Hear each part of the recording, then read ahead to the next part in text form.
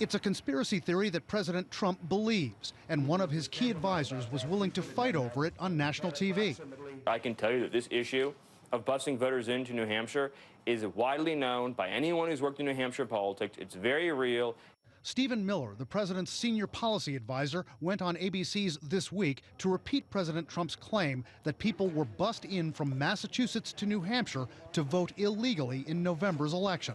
That is a scandal. We should stop the presses, and as a country, we should be aghast about the fact that you have people who have no right to vote in this country, registered to vote, canceling out the franchise of lawful citizens of this country. That's the story we should be talking about, and I'm prepared to go on any show, anywhere, anytime, and repeat it and say the President of the United States is correct 100%. Well, you just repeated that. You just made those declarations, but for the record, you provided zero evidence. Despite never presenting evidence of voter fraud in New Hampshire, Miller got a tweet from his boss saying, "Great job."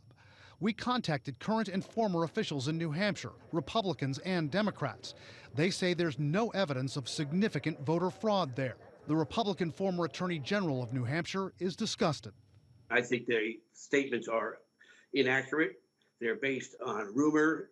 There is no basis in fact, and they do a disservice both to the state of New Hampshire and to the person who makes those statements.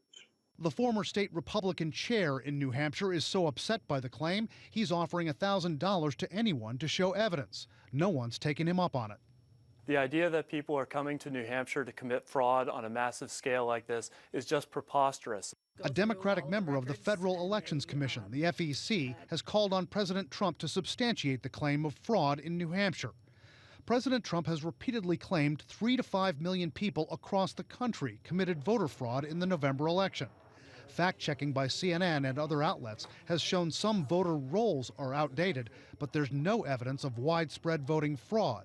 Why does the president persist?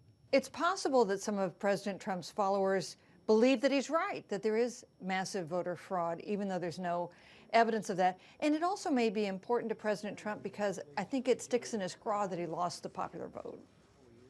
Now, if the president really was concerned about voter fraud in New Hampshire, he could have asked for a recount there and paid a $500 processing fee. He didn't. The president promised an executive order to investigate voter fraud.